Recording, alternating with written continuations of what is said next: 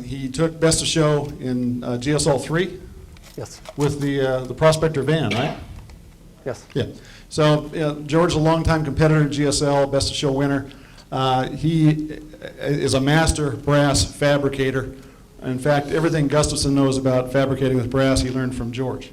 I've seen George make stuff out of brass that just frankly just astounds me with the curves and things he can do. And I've done a little bit of brass pounding, and mine get all stretched out of shape and I have to throw it away and try again. So George has some great tricks. He's going to show us how to do brass fabricating. He has had a long career as a body and paint man for years and years. Did a lot of painting and a lot of body work, so he knows his stuff both in scale and full size. So I'm going to let George go on. I guess I don't want to hear any more. We're going to, obviously, we got a camera on George's hands so you can see what he's doing with the vise and the torch.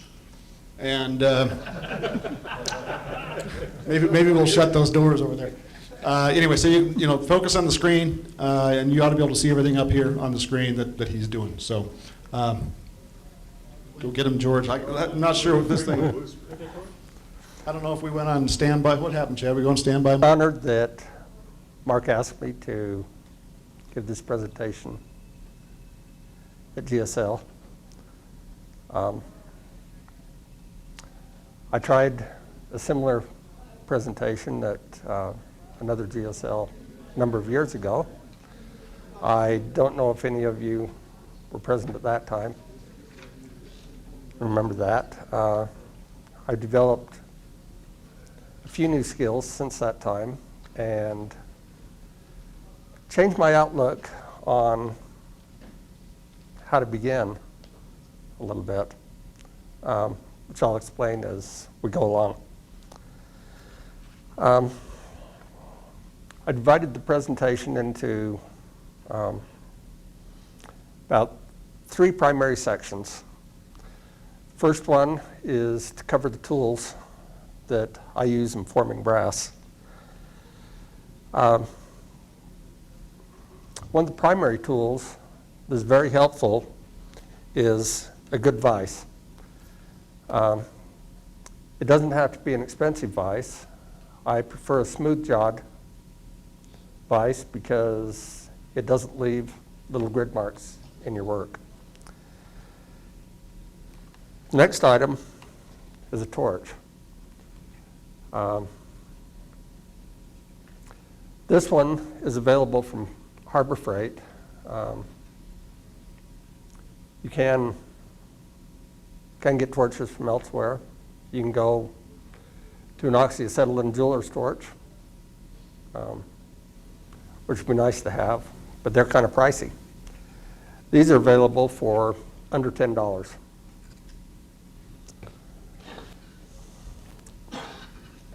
Another item which I have found indispensable in my modeling work over the years is a good soldering gun.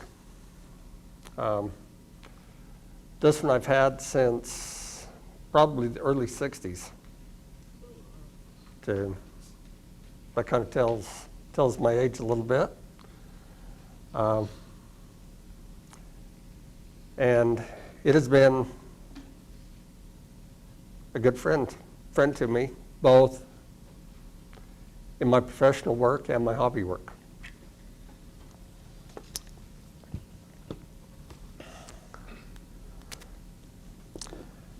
The other item is a good pair of aircraft-type shears. I used a pair of scissors, discarded.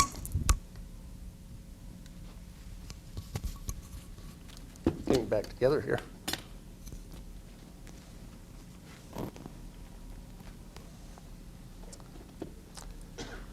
I've discarded barber shears, but they cut brass quite well, but you have to use a lot of pressure on them to get them to do it. I found that these work a whole lot easier, a whole lot less effort. Major difference is that these leave a little bit of a serrated edge, which can easily be removed with the file.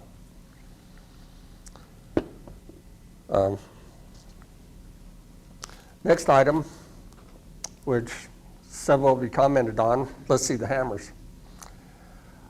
I use an X-Acto hammer, which I believe was primarily designed for the model railroad bunch. As a number of years ago, I purchased an X-Acto model railroad toolkit, which this was part of. It has a number of interchangeable heads. But recently, in stop at Harbor Freight, located this item, which is $4.99, which has all the same heads as the X-Acto, plus one.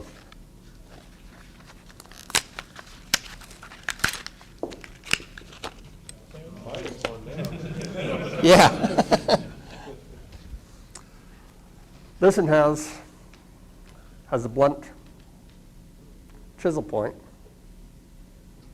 It's becoming very handy for hammering out more squared off lines rather than the round curves.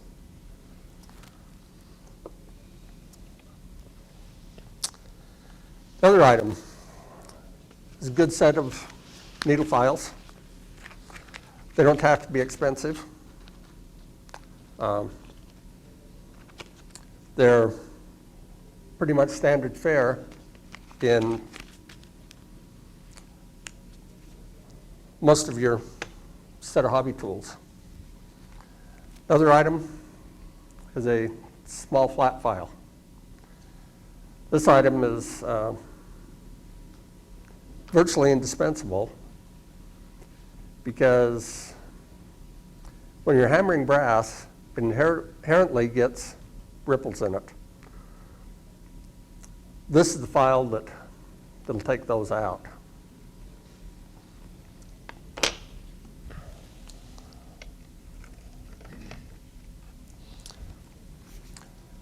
Another item that I like to use for final finishing is a good old flex file.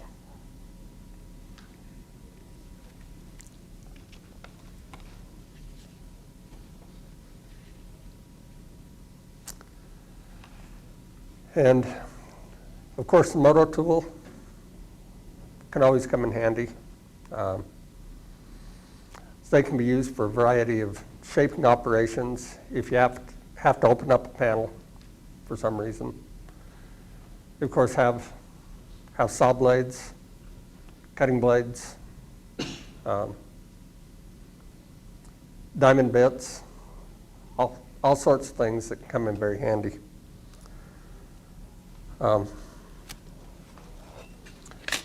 Another item is a fire-resistant mat. It works very well. I can lay it on my work surface, and I can lay out a part. I can use T-pins to hold the part in place and avoid shifting.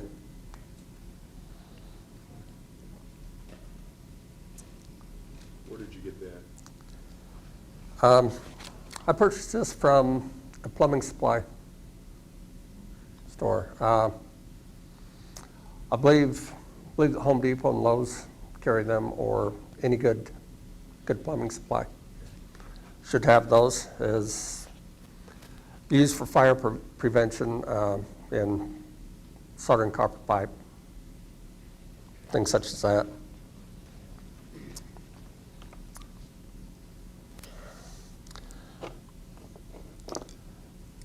Another item is a good assortment of pliers. I found this set, again at Harbor Freight. They have these and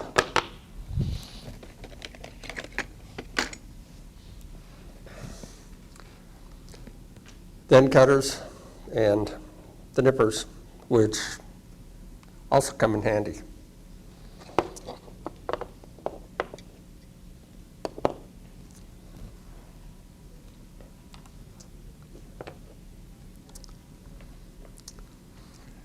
Good set of dividers are always handy to have in all of your modeling endeavors. And they can also help in brass fabrication for checking your measurements, giving you a positive indication of where it is without actually fitting the part in place.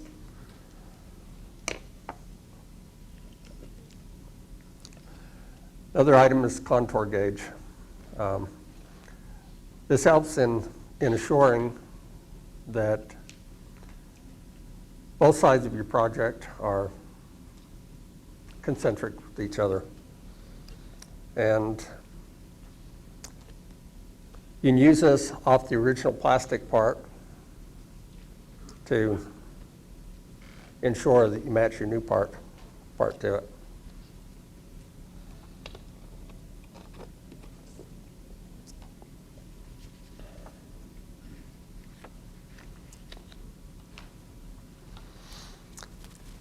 Next item is the materials that I use for brass fabrication.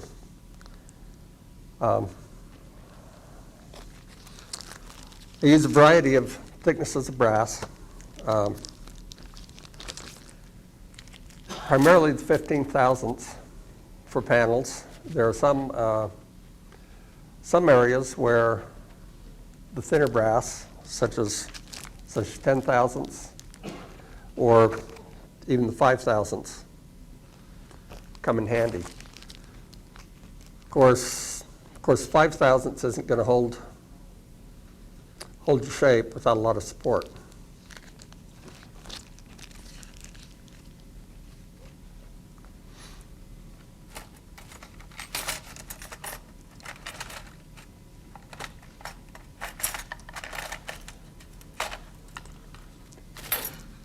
Another handy item is brass strip and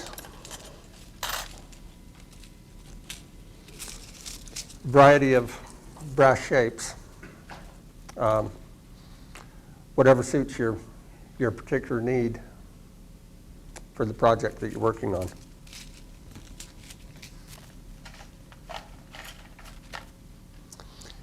And an indispensable item, silver bearing solder.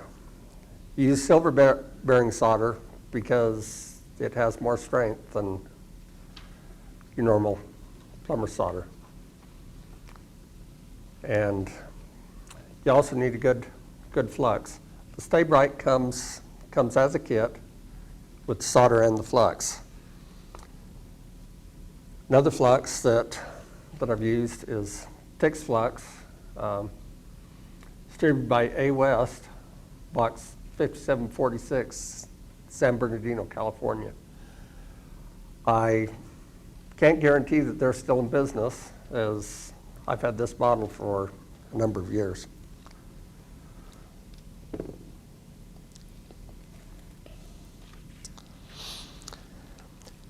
I divided the panel fabrication into 3 areas. There are simple panels, such as these on my 40 Ford project, that they're relatively flat with slight curve, both longitudinally and vertically.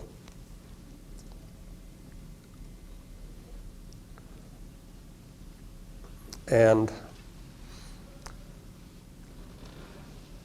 course, on your full-size car, all of your doors have some dimension to them. So you want to add your inner structure and give the door some thickness.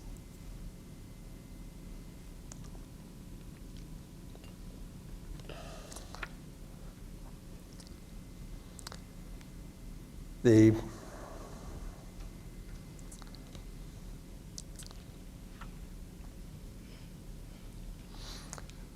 next type of panel is your hammered panels.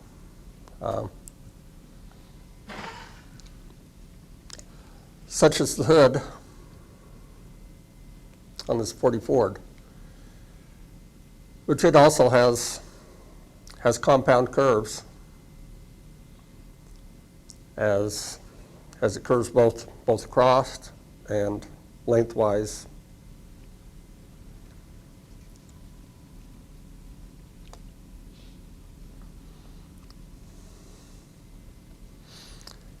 And the trunk lid, which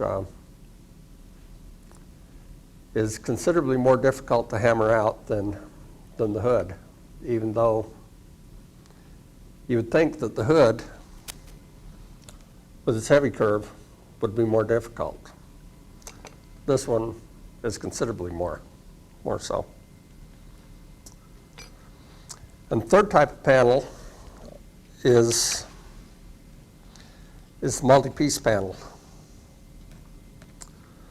such as this one on the 49 Ford.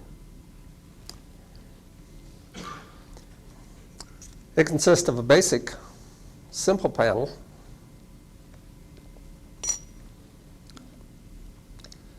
with the upper part with a relief in it, which is really quite easy to do, but it involves additional cutting and fitting. The other item that's added to this is window channels. This door is designed to accept either real glass, which is microscope slides or something such as that, or plastic sheet, and it's designed so that when it's finished, the windows can roll up and down through a thread mechanism and rollers.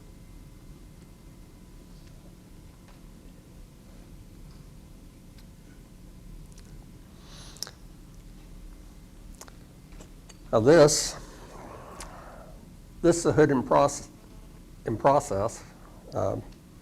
again for a 40 Ford. It's, as you can see, it's not as smooth as this one, and it still needs considerable work. The time that it takes to knock out a hood like this to this point is probably 20 minutes to a half hour, when, of course, it takes some getting used to the materials that you're using, to learn just what's possible and what works for you.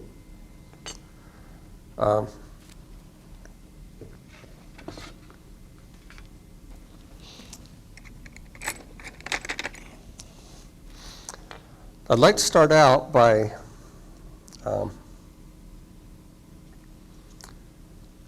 attempting to form a trunk panel for the 49 Ford. I will point out one of the advantages, the major advantages of forming brass panels. This 49 Ford hood has been thinned out to simulate actual panel thickness. And as you can see here, the edges have curved up and developed wings. The same is true with this trunk panel, that it curves up. Once you form a panel out of brass, it's there to stay forever. As the brass panels, once you have them formed and your inner structure put in, they never change.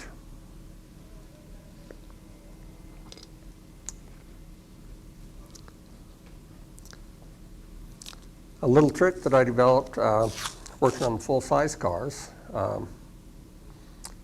which it was actually on one of Mark Gustafson's project cars.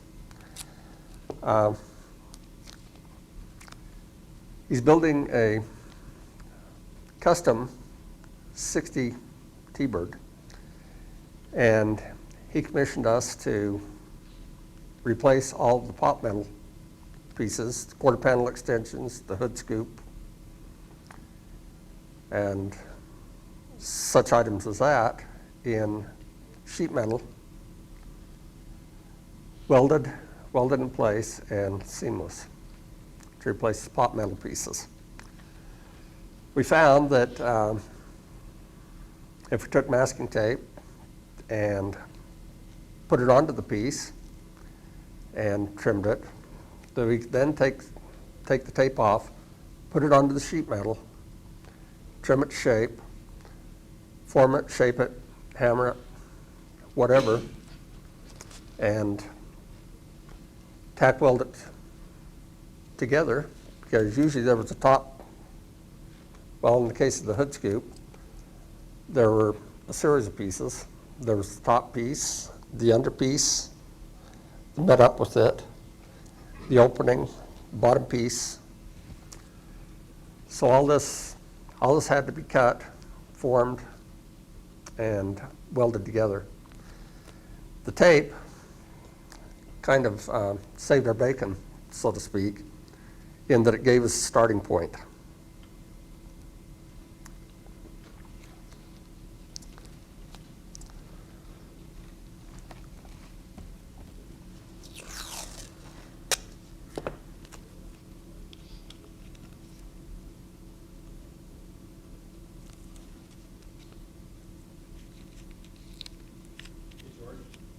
You sit down, we can see your hands, but you can't see them right now. Okay. Okay.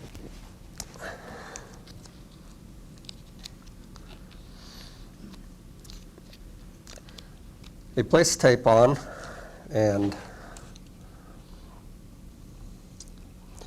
trim it to shape.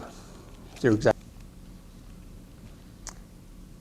will be necessary to do some trimming and fitting as you go.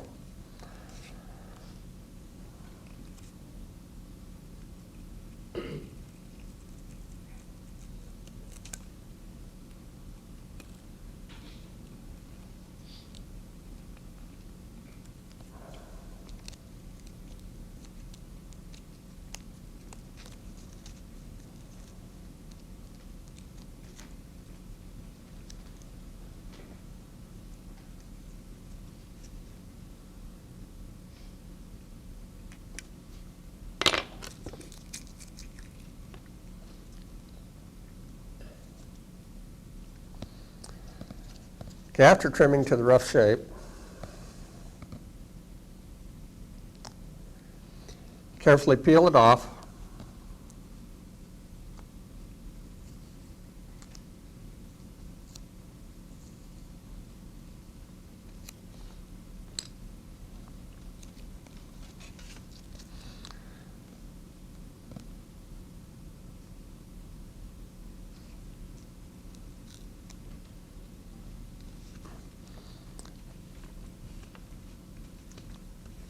Apply it to your brass.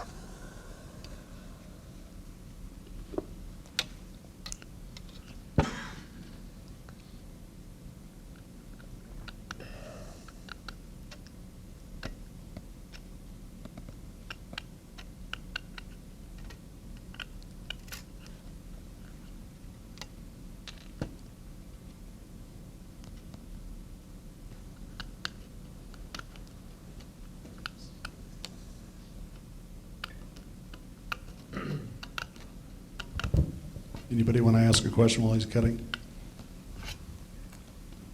Yes.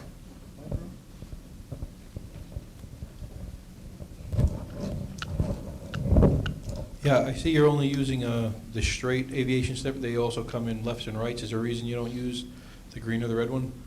For left and right? No, they're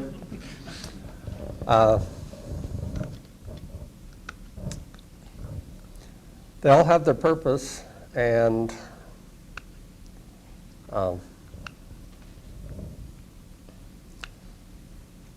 the straight one is the one that I happen to have with me. So, yes, they all, the left and right ones come in handy, and they can very often be purchased as a 3-shear set.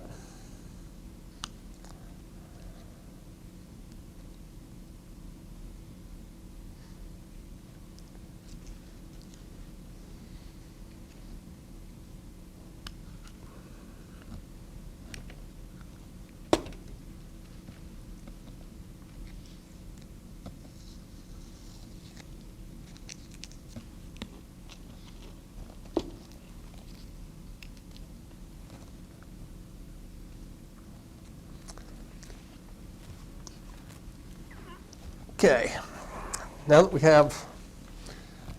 have a rough shape, as you can see, the edges are a little bit ragged and a little bit rough. So to make it easier on the hands, and also to help in the shaping, it's a good idea to hammer those edges down.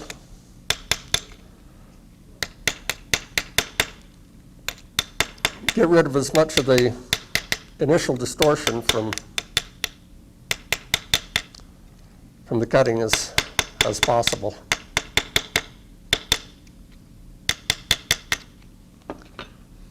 And it doesn't hurt to use your file.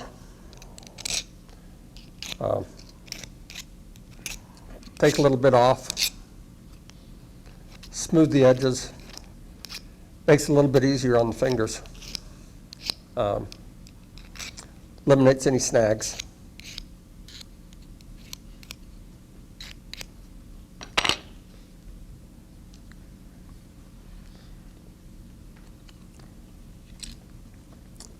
Okay.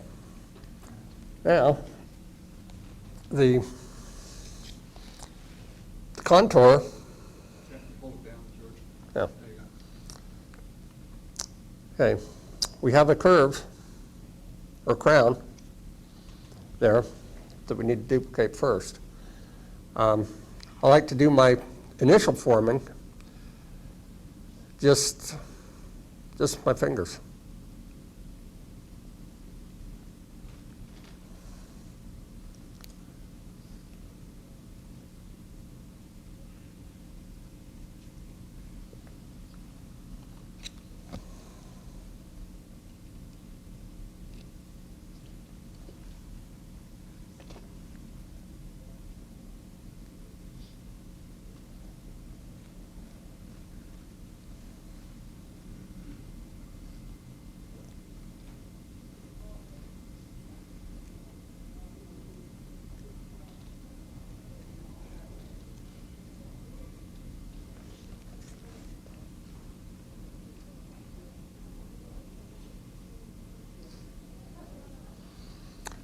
Now, we have the next curve,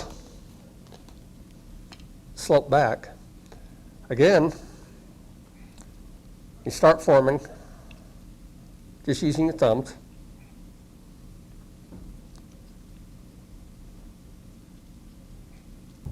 George, what thickness material is this?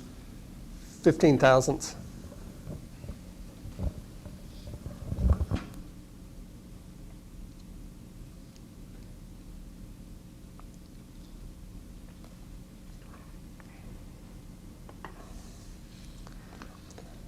Now, it's time to heat the material a little bit. Heating or annealing the brass gives it softness. It realigns the molecules, helps it retain its shape shape better, and makes it a whole lot easier to work.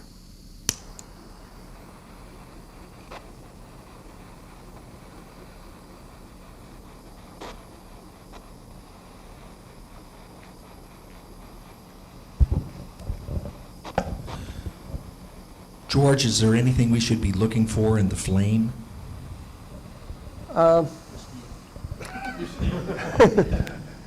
Yeah, you just want a good,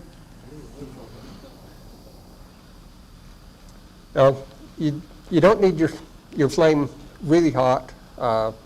Fairly cool flame for this, but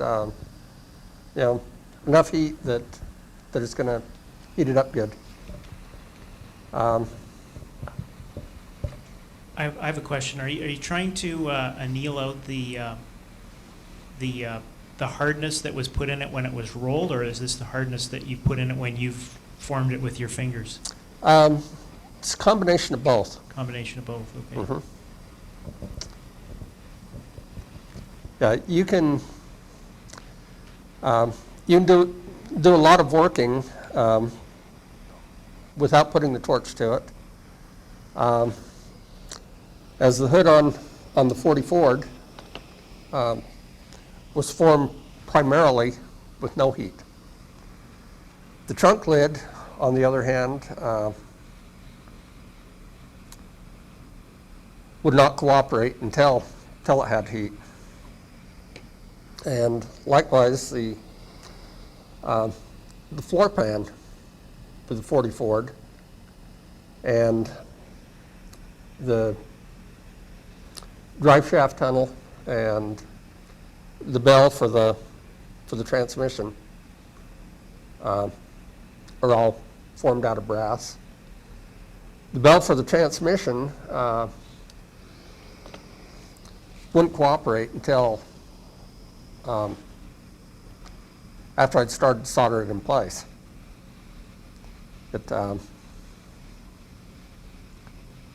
And the bell is formed out of 10 thousandths as opposed to 15, where the floor plate itself is 15 thousandths. Drive shaft tunnel was formed over an X-Acto knife blade. This your standard blade.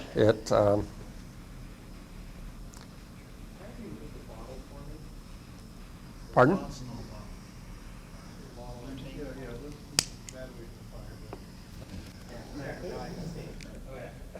Yeah, it's just ordinary butane refill for cigarette lighter.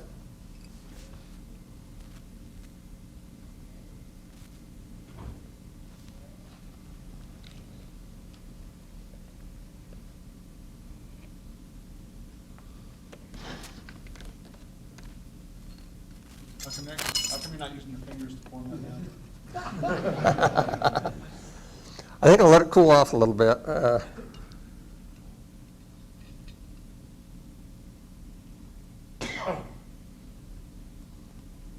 course, after having put a curve in it, don't want to flatten it out too much.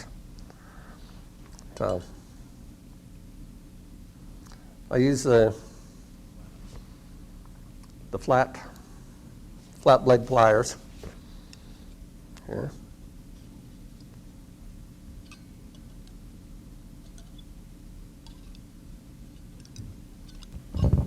Is there any rule about how hot that metal has to get or how long you keep the heat on it?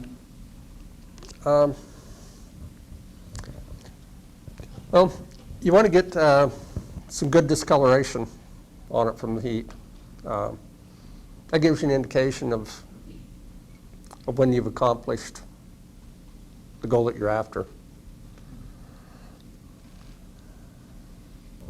Sounds like the voice of experience. Yeah.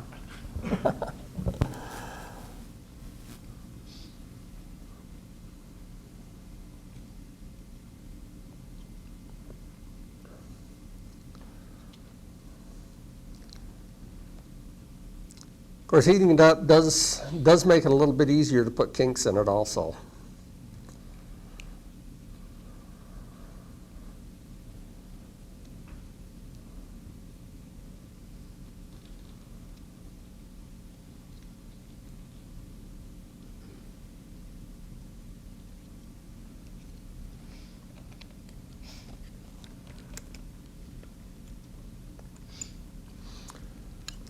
I like to use my vise as an anvil,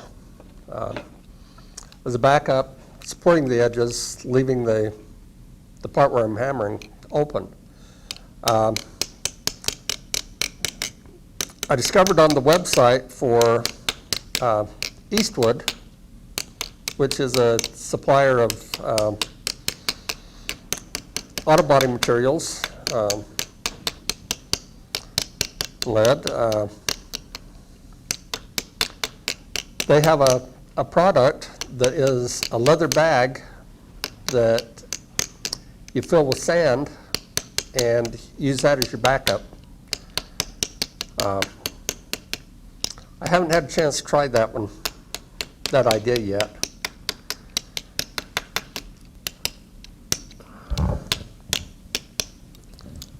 George, when you're pounding there, does it make a difference, could we, if I were to use plastic on the end of the hammer, less dents, less sharp dents, or you're just using metal on the brass, right? Yeah, you could use plastic. It all depends on which head of the hammer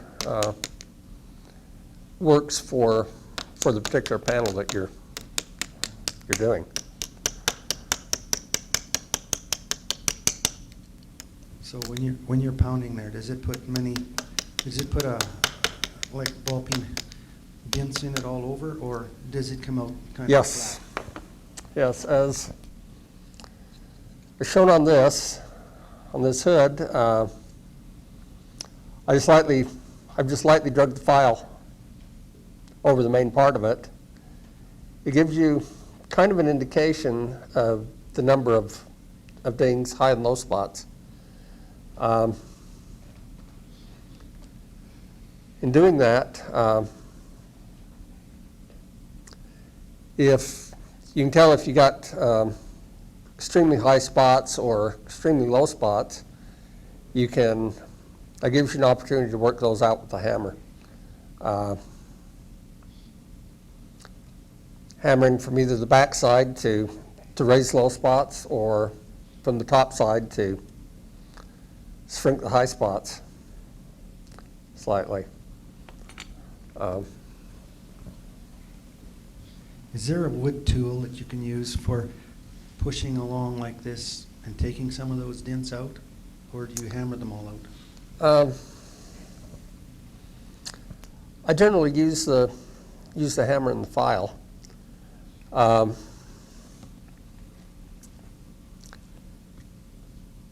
know that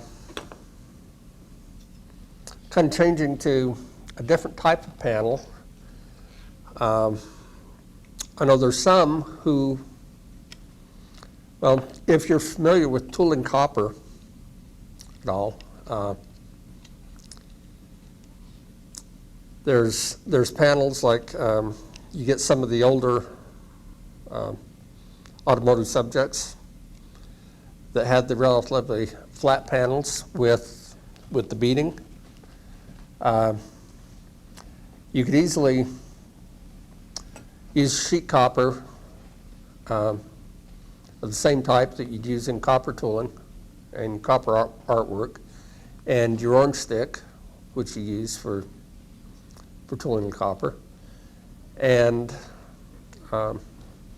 you could add all of that beading, and then you could form a reinforcing, well, use, say, small brass angle and form it to add the reinforcing ridge on the outer edges.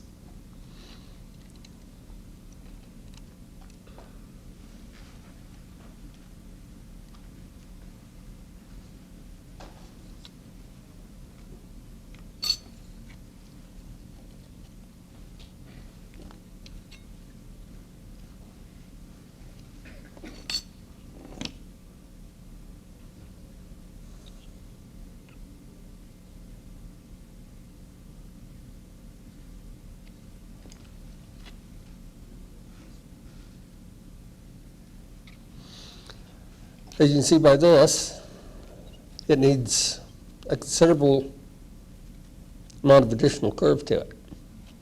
So we'll work on that aspect.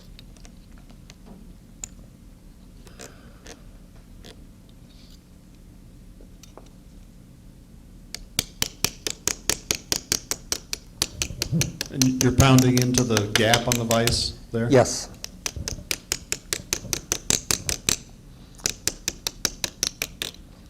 Which that's the principle that sandbag that I mentioned.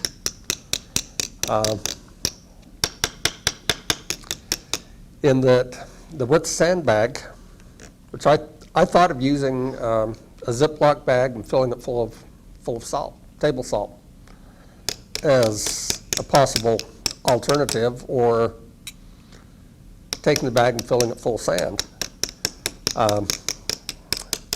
Because sand allows the metal to settle down in and displace the sand as you're doing this.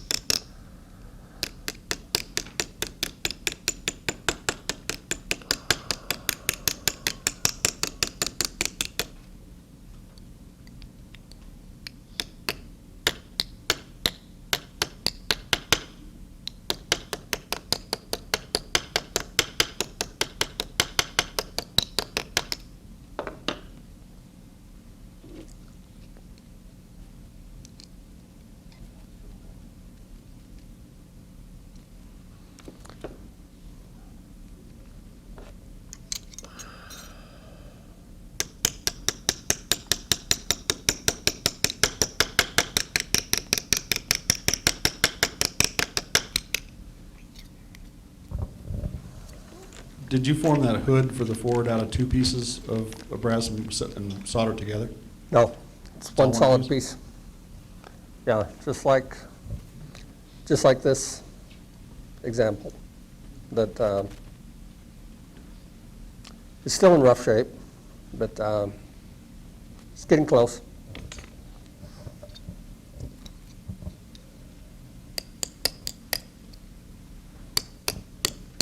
Do you mind if we pass that around?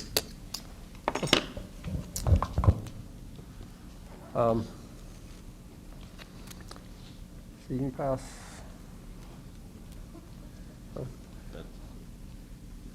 This is, you're making a copy of that one now, is that what you're doing? No. Oh, that's for No, that. this is back one All right. there, but Okay.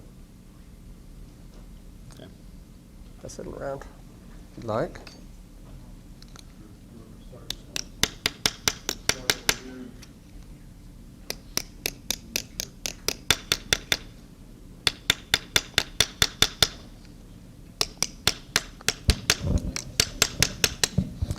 Of course, sometimes it works better to have a good solid backup than it does to have the open backup.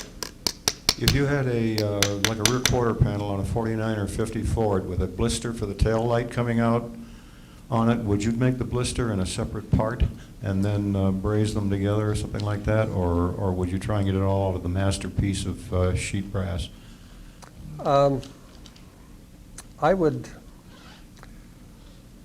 I believe I would keep it simple and make the blister as a separate see. part Thank you. and solder it in place.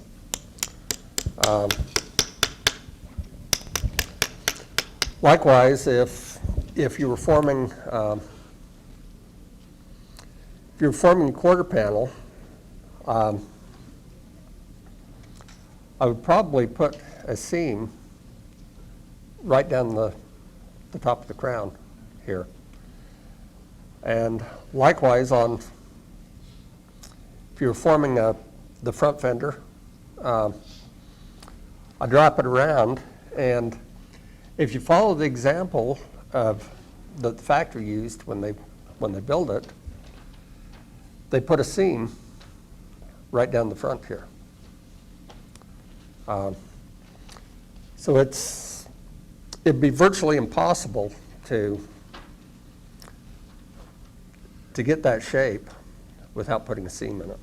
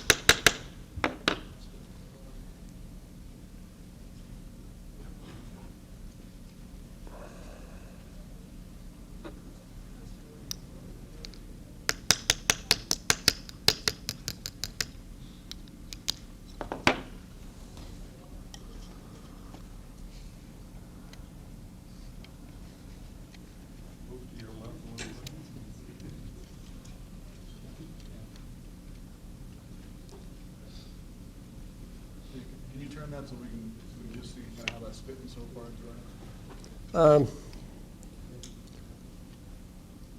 It's getting closer, but not very well at this point.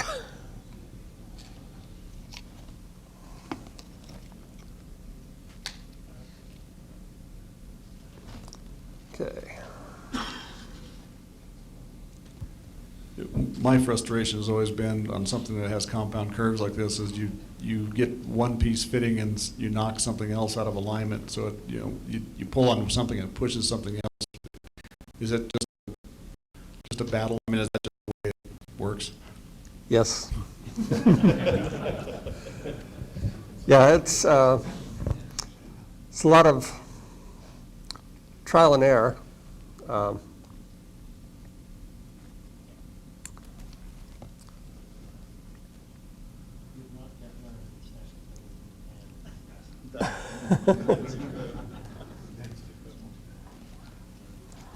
get it close and then put a bunch of Evercoat on it and shape it. It's all good. Would it be easier to do that over curved bucks like they use in real body work? Yeah,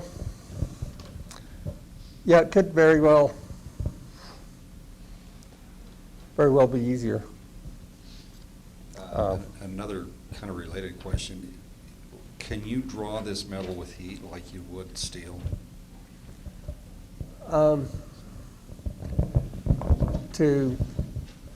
Probably to some extent, but brass reacts a little bit differently than steel. But steel, you can heat it up, quench it. You can have an oil can in it, heat it up, quench it, and you can tighten it. You can use different processes to shrink it or to stretch it.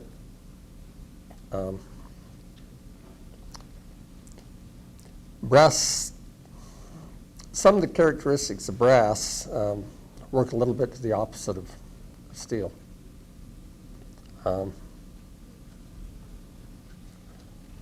Not being a physicist or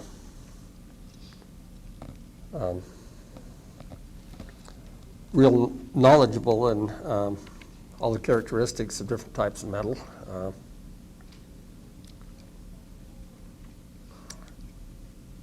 It's kind of difficult to give you definite answers as to the various properties. But from my experience, the steel and the brass react differently.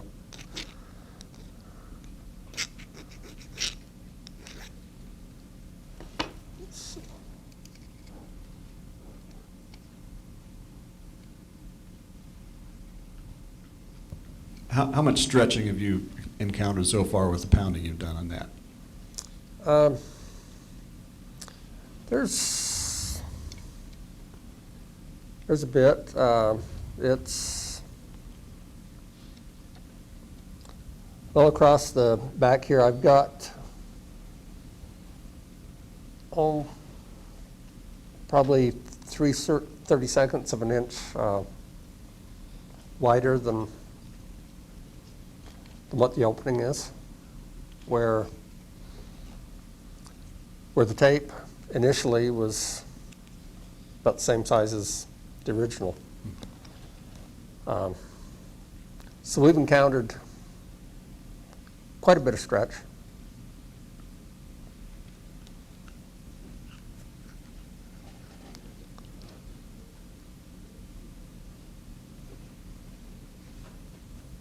Are you trimming that off, or are you cutting a relief notch in that?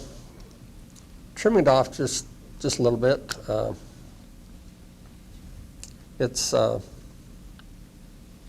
little bit wide.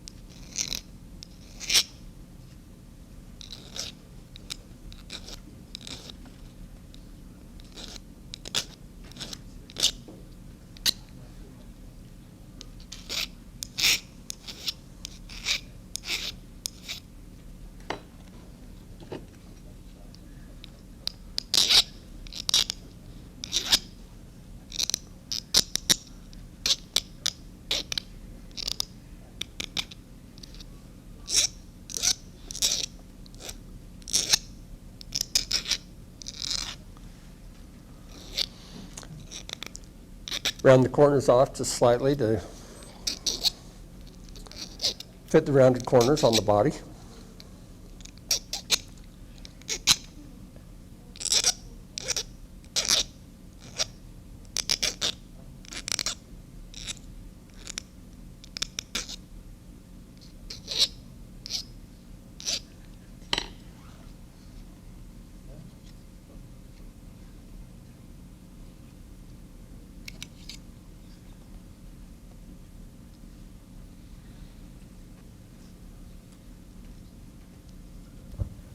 Do you ever form something over a buck?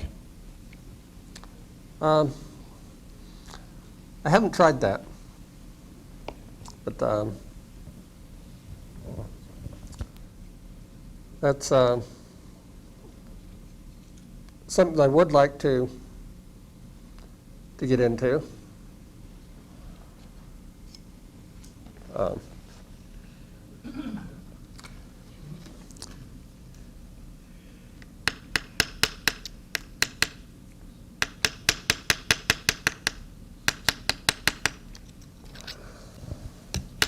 Just an observation, but I see that in your method of working with sheet metal, as is mine working with wood and plastics, there's a great deal of handling of the part by hand, and I have had any number of people come to me who are more engineering oriented or machinist oriented, and they always are trying to figure out what kind of gizzy to hold this thing with while they're working on it. And I keep telling them that that's the most difficult thing to do, and it really is not profitable to do that. I'm glad to see you're in agreement by what it is that you're working. Yes. Yeah, it's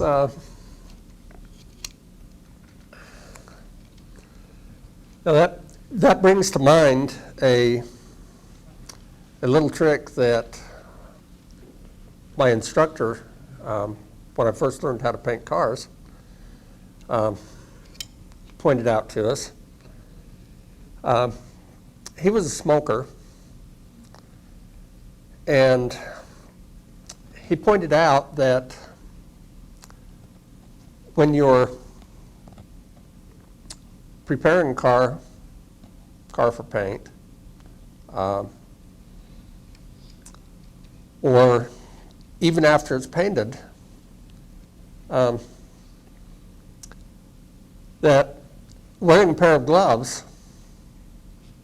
will allow you to feel a lot more than you can otherwise. The other thing that works, if you take the cellophane wrapper off a pack of cigarettes, slip your fingers in it, you can have what appears to be a perfectly smooth paint job or perfectly smooth body work. Put your fingers in that cellophane and try running your fingers over it.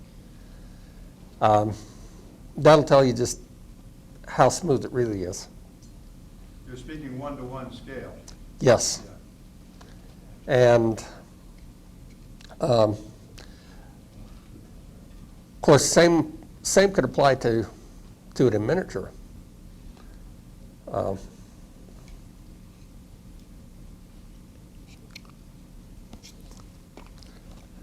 It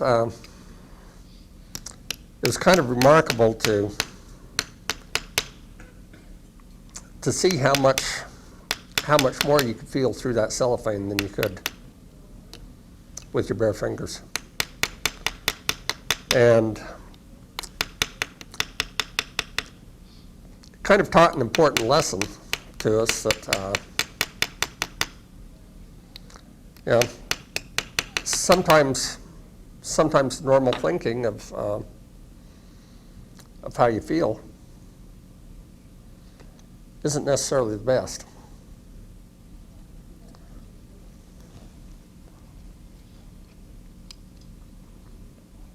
Can you give us a camera shot on that so we can see how it's fitting now, George? Yes.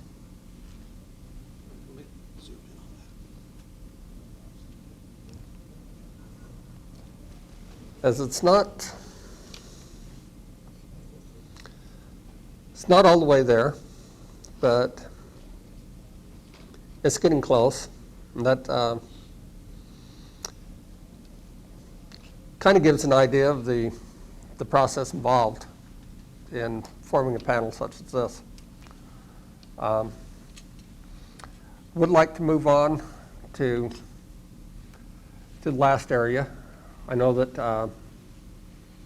our time is getting short.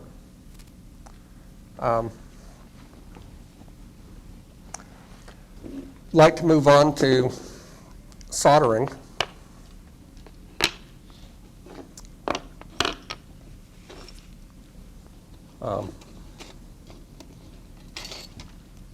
Oh, and one other thing I'd like to point out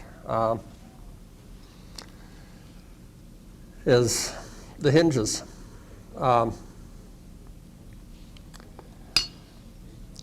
Hinges are where the brass strip and brass shapes and even brass tubing. The pivot part right here is actually small brass tubing. I believe it's 32nd inch brass tubing, which is available from K&S in their special shapes catalog. Of course, it's available from other suppliers, since I believe Micromark and others, or your local hobby shop if they carry it. The other portion of the hinge is formed out of small width brass strap, and of course they're soldered together at these points.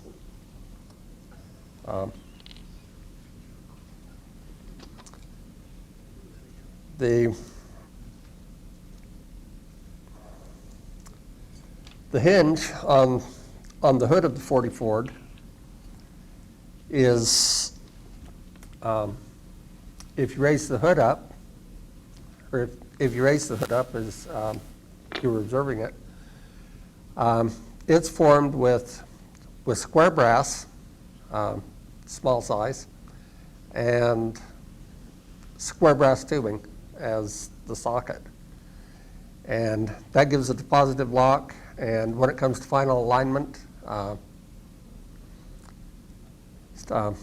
put it in with a touch of epoxy and you've got it. Or, well, epoxy or super glue.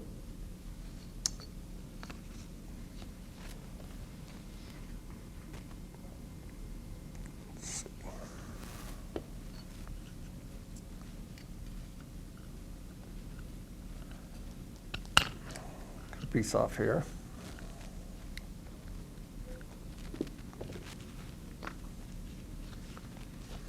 Now, when you're soldering brass, it's very important to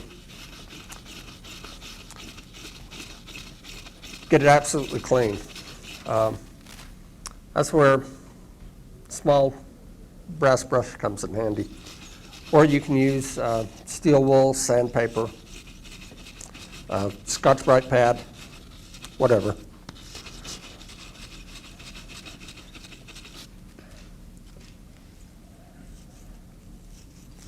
It's important to clean both of your adjoining surfaces.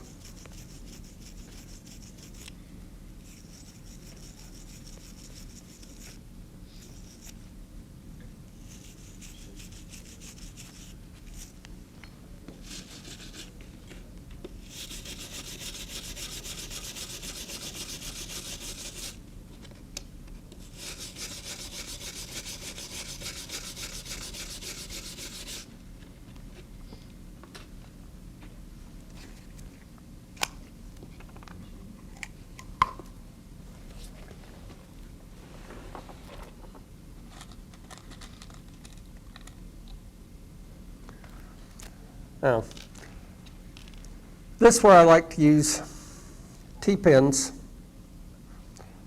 T-pins available in your local fabric store.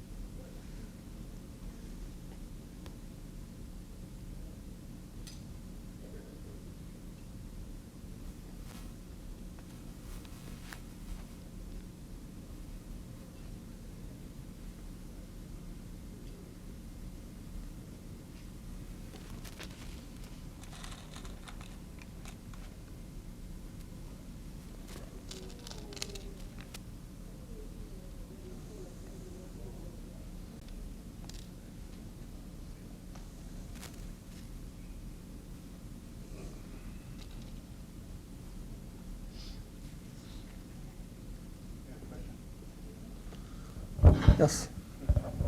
Yeah, have you ever tried a resistance solder they use in metal railroading? Um, To hook one electric lead to one side, one to the other, and you... I have push not together? tried that yet. I have done resistance soldering in the past, but I haven't tried it on this. But I'm looking forward to doing that because the technology and the equipment for doing that is now readily available, and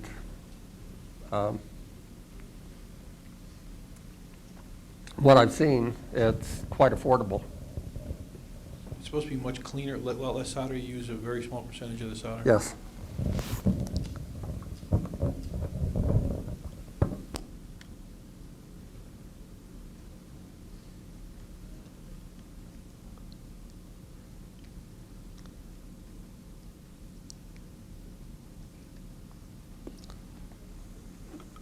Is the flux just flowing along?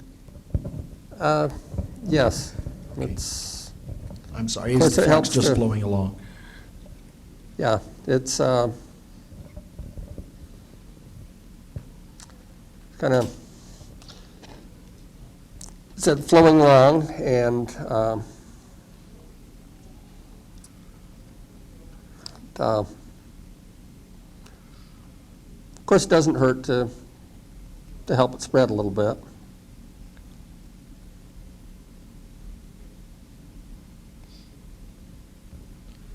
And the solder is only going to go where the flux is, though, correct? Yes.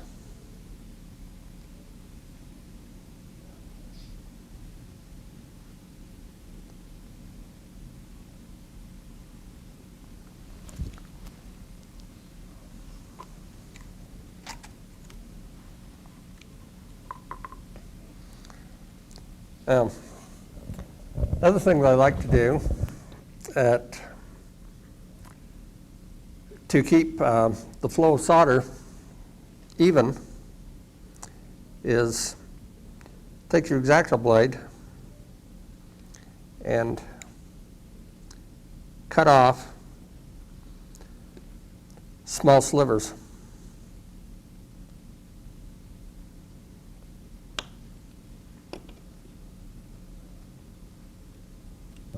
How big are those chunks, George? We can't really tell how big those are. Those Um, 16th of an inch long, or what size are they? Yeah, they're about between a 64th and 32nd.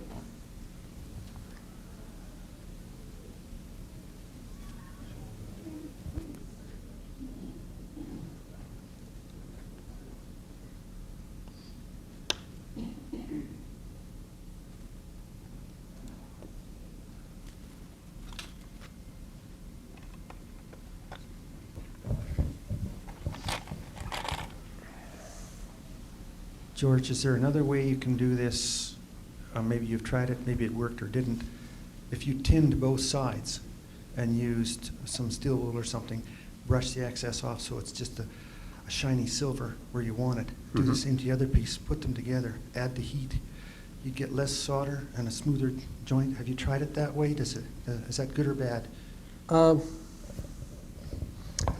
would say that would probably work quite well.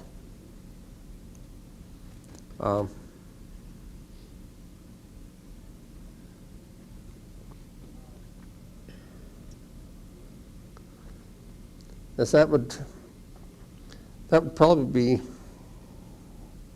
very effective way of doing it.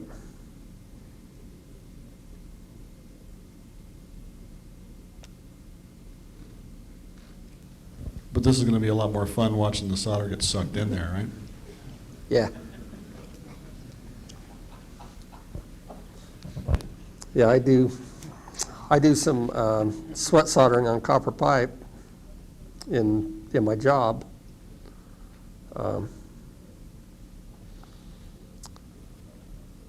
Every now and again, and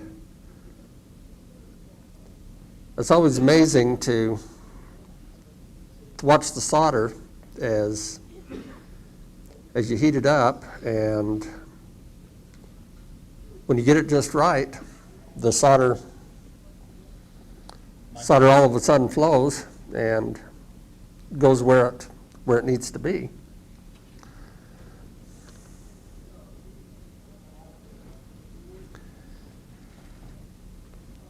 Another couple little pieces here.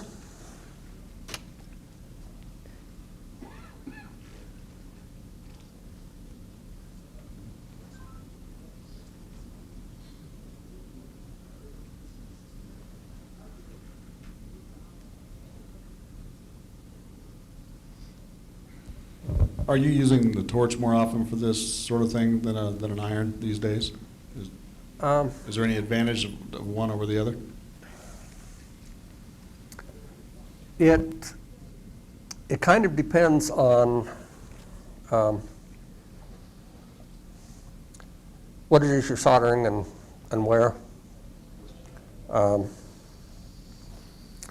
For something such as this, the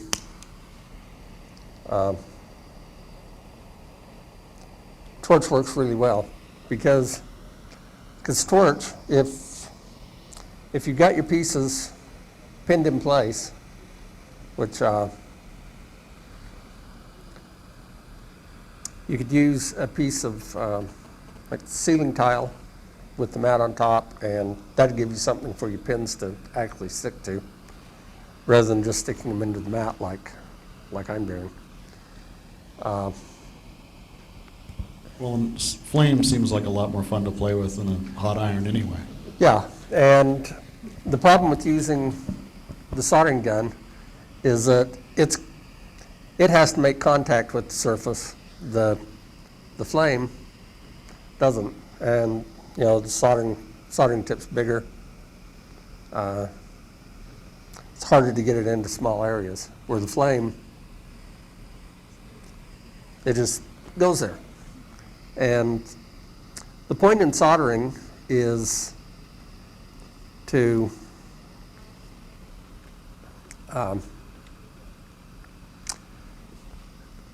heat the surface to the point where the solder flows on it, rather than heating the solder and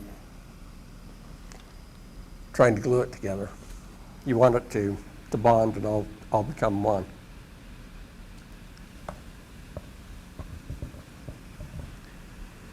Could you comment maybe on soldering things on two ends of a single piece? When my problem is I solder one end off, when I solder the other end on, the first end falls off.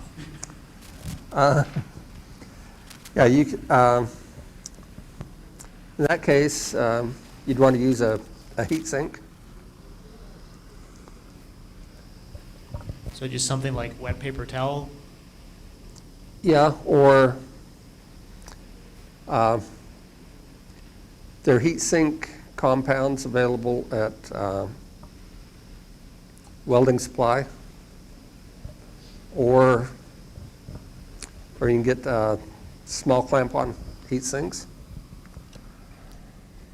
Now, I got my heat on this a little bit uneven initially, and all the solder went to the top half. So, I'm gonna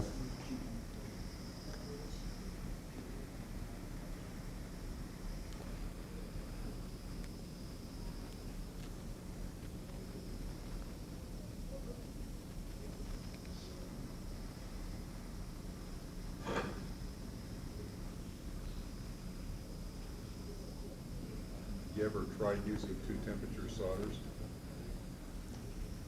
Yeah, that's another good suggestion there. You have different temperature solders.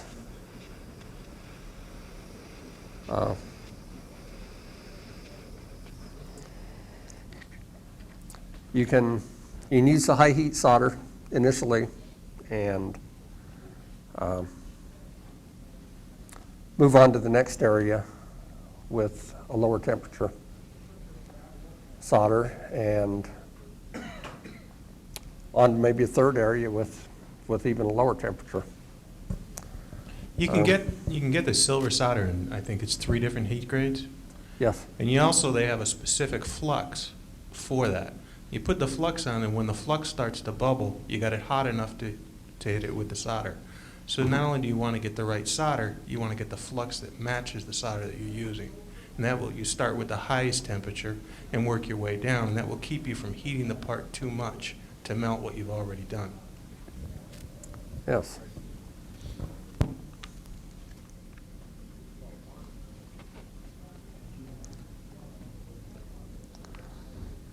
Well, this didn't turn out to be a very good solder joint, but I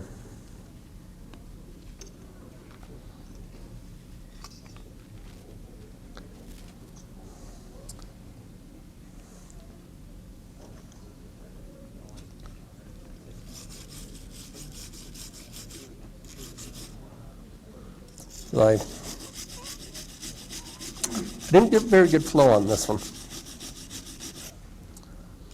But kind of gives you an idea.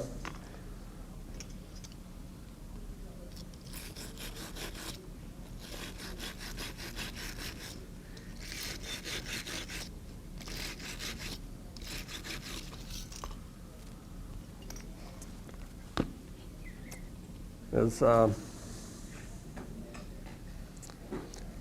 you can see on the inside of the door panels, the solder joint is a lot smoother than what I just attempted. Are there any further questions?